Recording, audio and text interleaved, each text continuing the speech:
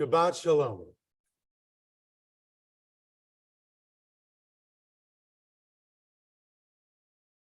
This week,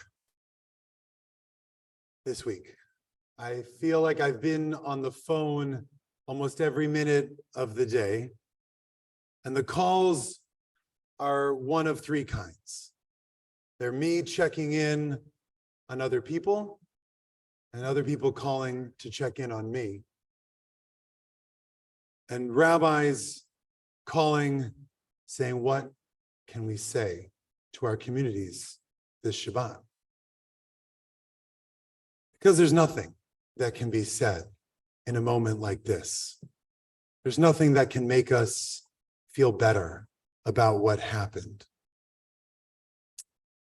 And the laws of Shiva dictate that you're not allowed to speak to a mourner other than to say, Makom yinachem etchem b'toch sha'ar avlei Tzion v'Yerushalayim.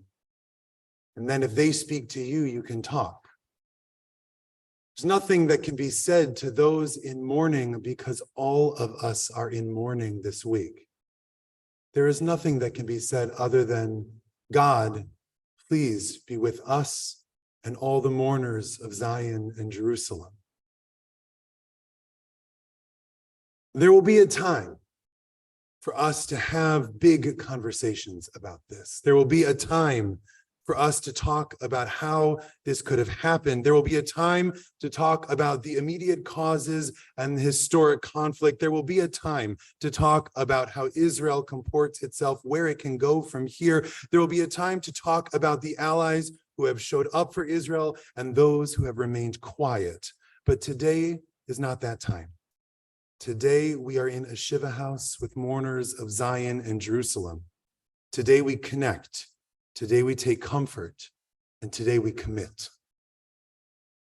One of the moments this past week that was, like many, for me, entirely normal and also completely not, was when I taught the Lower Marion Area Hebrew High School, known as Lama. Every Tuesday night, we have 40-some kids who come to speak with us, and we learn about the rabbis and Torah and Judaism. We make community. And this week, what we thought we should do was to talk with someone who is in Israel. And I want to thank Lisa Richmond, who's here with us today, for setting this up. We spoke with Maya Zef, a young woman who grew up here in this area and made Aliyah.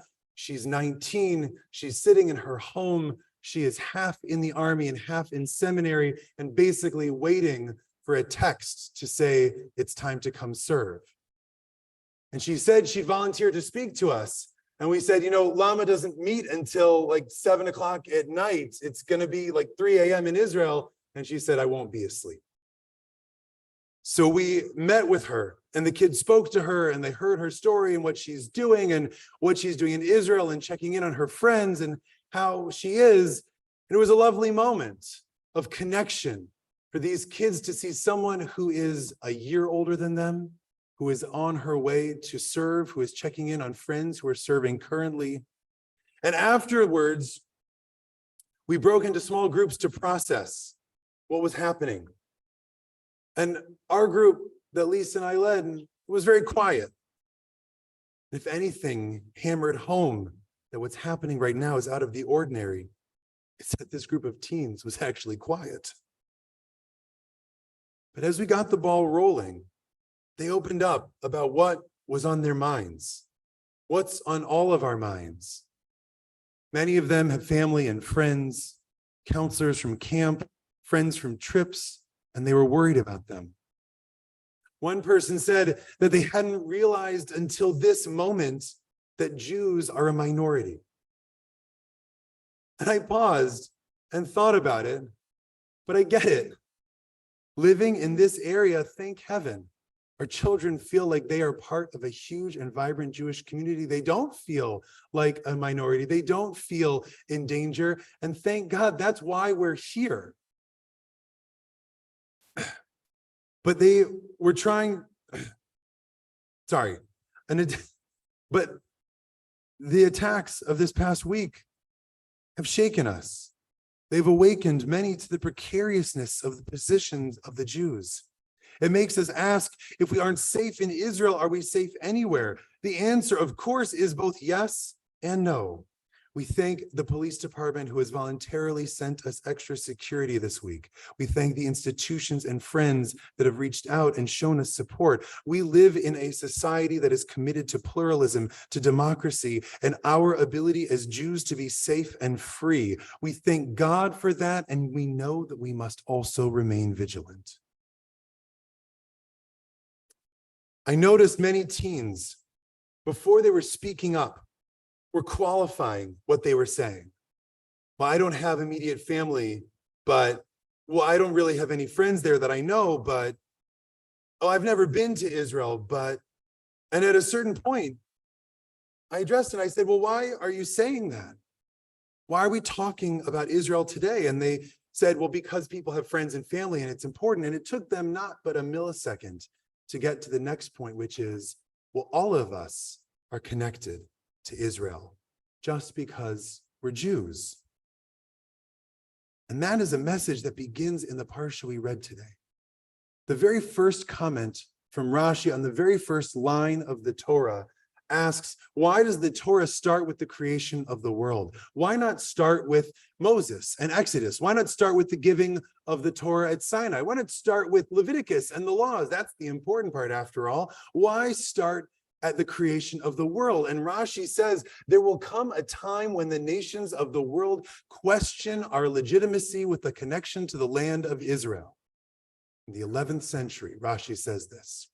There will come a time when the nations of the world question our connection to the land of Israel. And that's why God started the Torah with Genesis, so that everyone could see that the God who created the entire world, created everything around us, is the same God that showed up to Abraham, our ancestor, and said, go to a land that I will show you and give to you.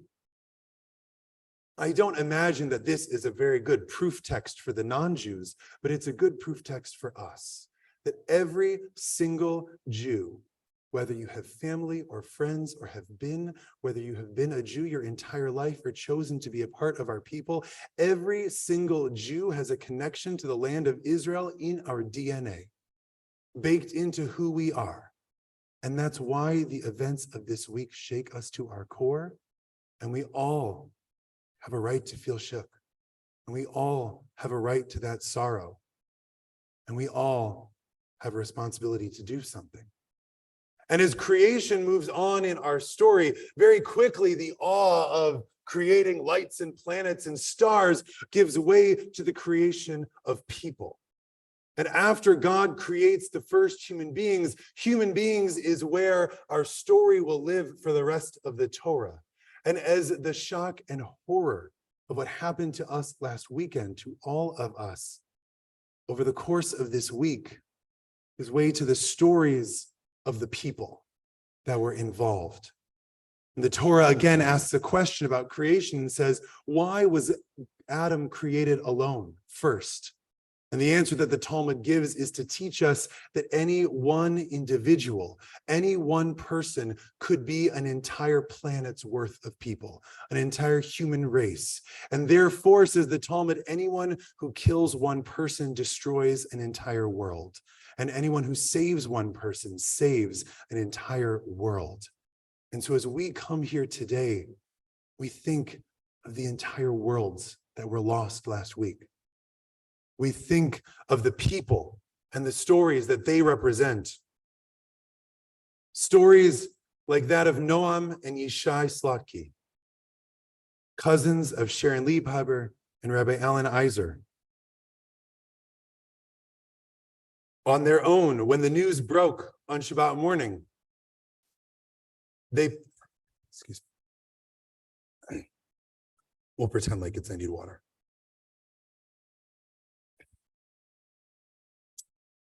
When the news broke on Shabbat morning, Noam and Yishai put on their uniforms, took their weapons, they were in the reserves, and on their own, they went down to the border of their town, and they were killed fighting the terrorists. We think of Eli Nachman, who was a counselor at Pine Mere and was killed in the attacks. We think of Inbal Lieberman, a 25-year-old volunteer security coordinator for her kibbutz, whose speed and quick thinking, along with the bravery of her neighbors, saved their kibbutz in its entirety from catastrophe. And I think of my friends who were called up, my friend's son who got out of the army, I think 3 months ago, only to go right back in and serve. We could go on and on. There are thousands that are lost in this tragedy. There are worlds that are lost, and it will be our job in the years ahead to ensure that the names don't only become a number, but that we remember each of them. It is poignant to think that as we focus on humans and in our Torah, we think about the catastrophe and the devastation, the horror, the insanity of it all, we might look back on where this came from. And we go all the way back to the creation again of human beings, because the second generation of humans, Cain and Abel, the first brothers that existed, one killed the other. And it can feel like this conflict. It can feel like the desire of some humans to be hateful, to destroy. It can feel like this is so ingrained that there is no hope, because it goes all the way back to this ancient thing. Now, the Torah is famously silent about why Cain killed Abel. It doesn't tell us what happened. It just tells us that Cain slew his brother. And the rabbis, from the moment that they start commenting on this, look for reasons. And all of the commentaries try to fill in, oh, it must have been that they were fighting about this, or it must have been that Cain did that. It must have been that Abel did that. There must have been a reason. And I understand the impetus to try to find a reason, to try to put murder into context. But I think that in this, the Torah was intentional. We cannot try to find context for murder and death. Anyone who does isn't looking at the real tragedy. This isn't about the context of why something happened. There is no reason why children should be murdered. This death has no reason. Like that ancient crime of Cain and Abel, we cannot seek to find one. After Cain kills his brother, God comes to Cain and says, "Where's your brother?" His blood cries out from the ground. And we too feel the blood of our brothers and sisters crying out to us today. It cries out to us to remember them. It cries out to us to defend them. It cries out to us to continue the project of building a land in Eretz Yisrael that they were dedicated to. And in this moment, Cain speaks to God. The first question asked of God by any human, and says, "Hashomer achi enochi? Am I my brother's keeper?" Cain, after having committed the ultimate act of destruction, the ultimate act of uncaring for others, asks God, "Why should I? Why should I care for another human being? What responsibility do I have towards them?" The rabbis say that the entire Torah that comes after is God's response to Cain. Am I my brother's keeper? God says, here are the rules and the ways in which you are. Hakol Yisrael Aravim Zeh Bazeh. All of Israel is bound to one another. It is now our job to live our lives as an answer to this question. For our brothers and sisters in the land, for our family here and abroad, for the world. We have seen our family in Israel answer this question, am I my brother's keeper, 1,000,000 times over this week. It was answered by the people who lost their lives trying to save others. It was answered when Israeli reservists flew from around the globe to answer their country's call. It was answered when reservists put down their protest signs, as a friend of mine wrote, not forever, but just for now, to defend the nation and people that they love. It was answered by Israeli civilians caring for one another, cooking, sheltering, and giving blood. It was answered by Maya Zef and her 7-year-old brother putting stuff in.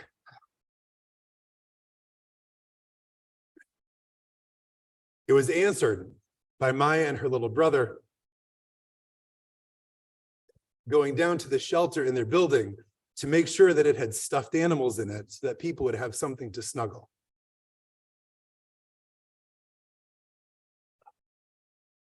Am I my brother's keeper?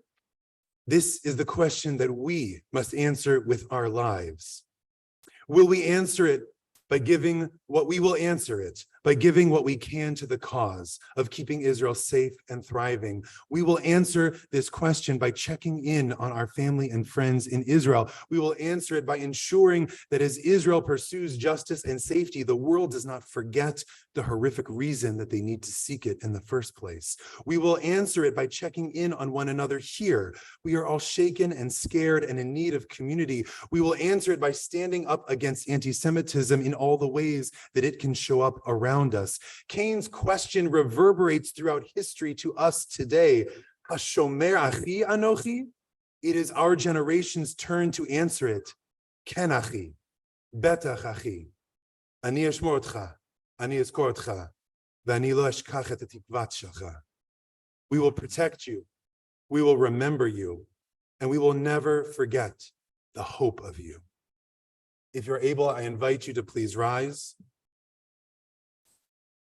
If you need, the words of Hatikva are on page 448, a song that our people have carried in our hearts in the old country, a song that the Nazis forced us to sing as we were marched to the camps, a song turned into an anthem of our hopes for a nation of peace and progress, a song that we carry with us still. Page 448. Lord, baleva pnima, efesh Yehudi omia,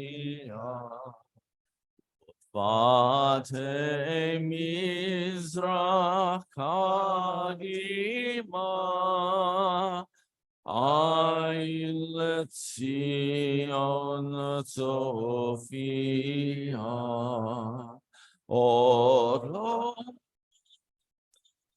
Tikvatenu, Atikva Bachnot Alpayim, Liotam Choshim, Be'artzeinu Eretz Zion Yerushalayim Liotam Choshi Be'artzeinu Eretz Zion Yerushalayim. Take a breath. We now do what our people have done for thousands of years when faced with death and destruction and adversity. We turn to prayer. We offer our prayers for ourselves, for our families and friends, for our people, for the world. We call on God to answer those prayers. Chatzi Kaddish, page 184.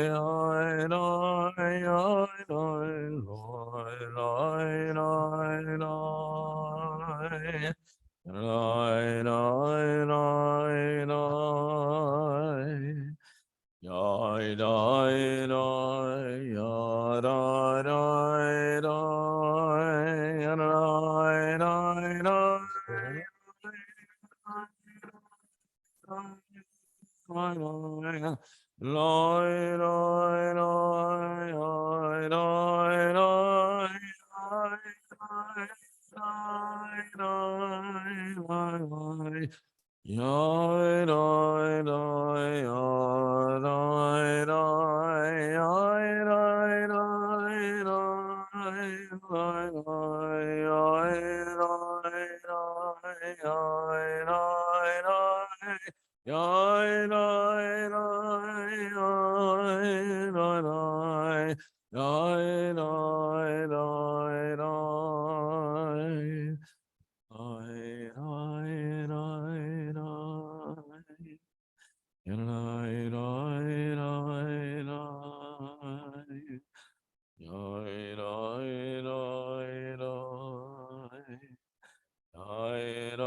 oi, oi, oi.